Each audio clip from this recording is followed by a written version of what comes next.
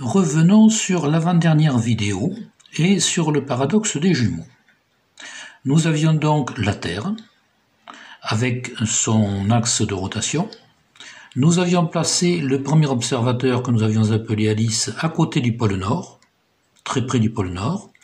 Nous avions placé le deuxième observateur sur l'équateur, les deux étant sur le même méridien. Et à côté de chacun d'eux, il y a une horloge atomique qui permet de mesurer le temps avec une précision très grande. Et la conclusion qui s'impose, c'est que, étant tous les deux sur le même méridien, ils vont vivre le même nombre de rotations de la Terre. Le nombre de rotations de la Terre soit exactement le même pour l'un et pour l'autre. Ce qui fait qu'au bout d'un temps que l'on peut définir, mais qui peut être aussi infini, au bout de quelques minutes, quelques heures, quelques années, quelques siècles, quelques millénaires, ils auront exactement le même âge.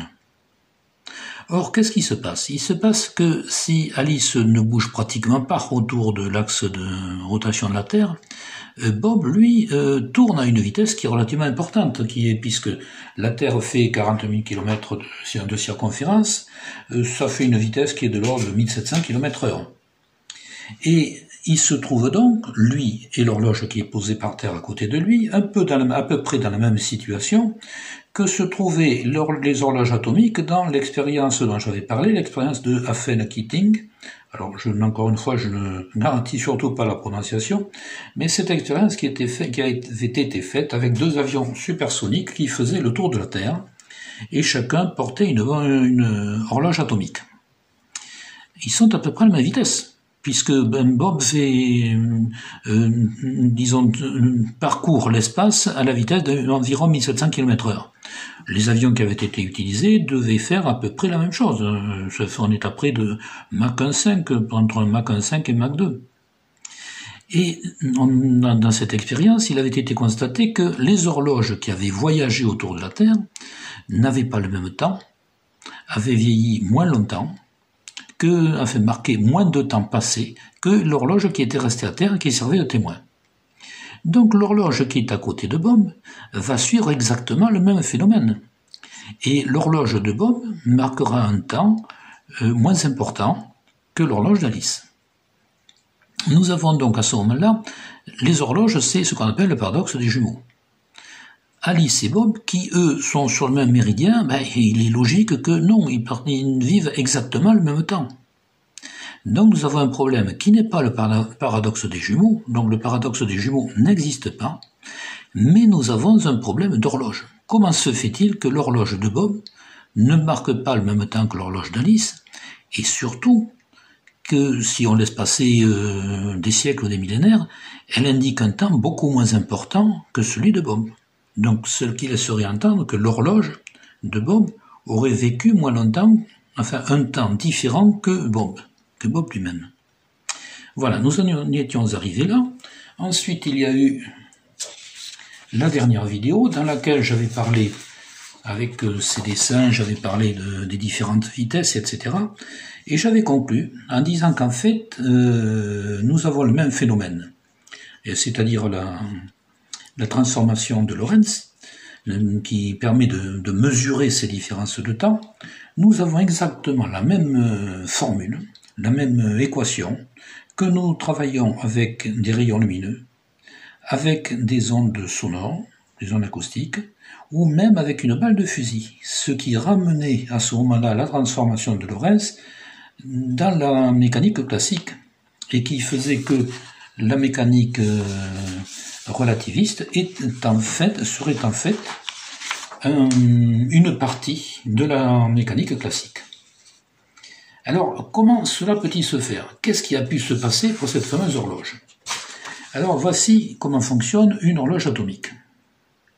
Une horloge atomique, il y a d'abord ici ce qu'on appelle la référence atomique. Alors, la référence atomique, c'est ce qui indique le temps. La référence atomique, c'est basé sur la fréquence de référence absolue qui correspond à la fréquence de transition entre deux états quantiques d'un atome, d'un ion ou d'une molécule.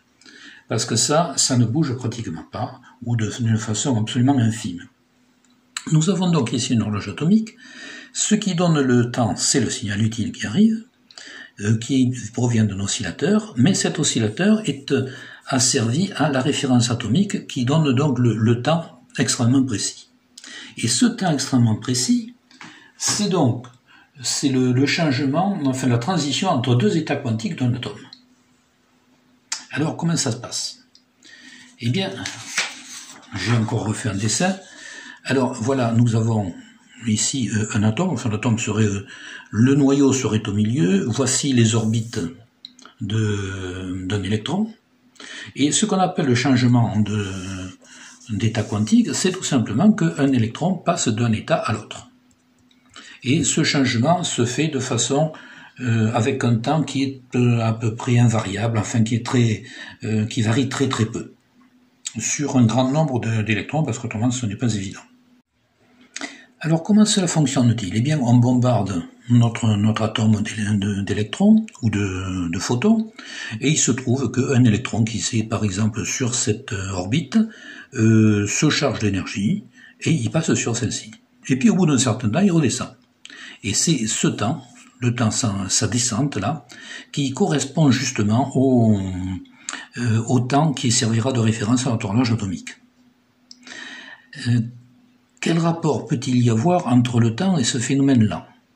Alors là, c'est beaucoup plus difficile, donc là je vais faire une hypothèse. Autant quelquefois il m'est arrivé d'être affirmatif, autant là je ne le serai pas, et je ne suis pas suffisamment érudit pour pouvoir parler de ces choses-là. Disons que c'est ce qui me semble le plus logique. J'ai passé un certain nombre d'hypothèses à revue, mais c'est ce qui me semble le plus logique. Alors, ce qui se passe, c'est que notre atome est bombardé d'électrons régulièrement, et régulièrement nous avons donc un électron qui se charge il est bombardé d'électrons ou de photons.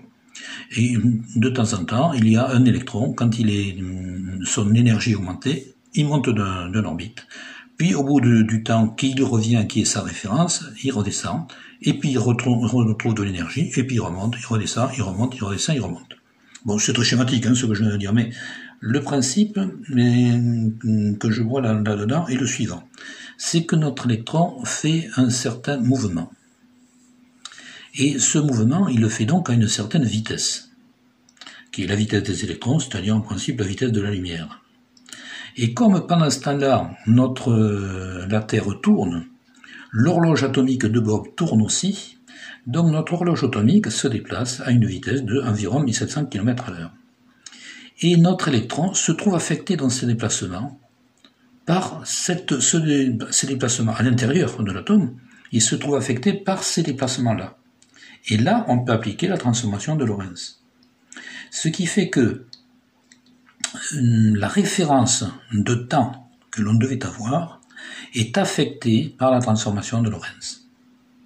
Voilà mon hypothèse, je m'arrêterai là pour l'instant.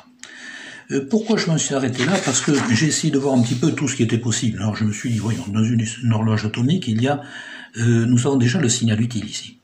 Puisque voilà la sortie de l'horloge, voilà donc le signal qui indique le temps.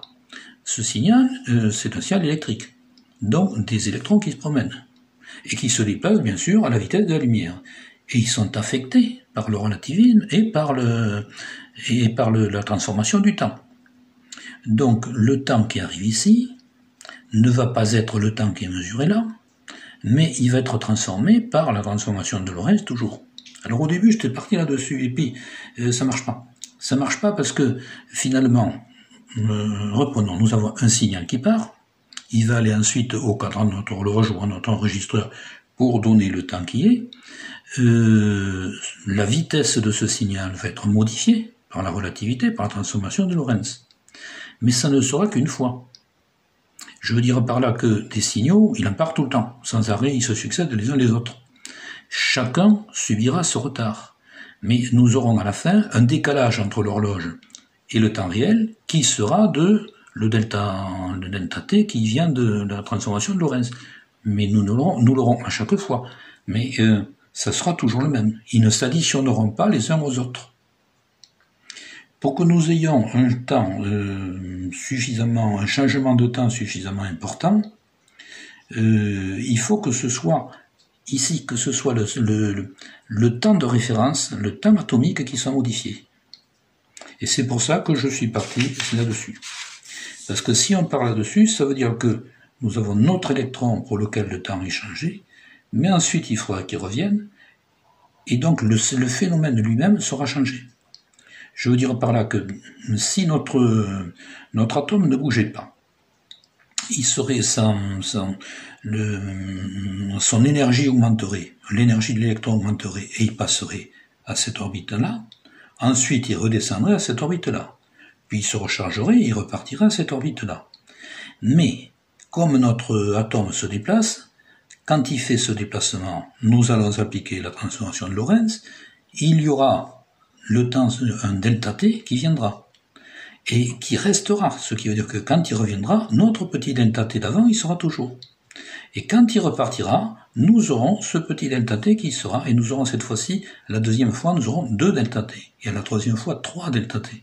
Et quand il aura fait le tour de la Terre, eh bien nous aurons des différents de temps, le gros delta t qui a été constaté dans la fameuse expérience avec les avions. Voilà, maintenant j'ai terminé, vous voyez que je suis allé relativement loin. Là, je ne suis pas très calé pour savoir exactement où on en est, mais enfin, bon, ça me paraît quand même relativement plausible. Et de toute façon, je maintiens que il ne peut pas exister de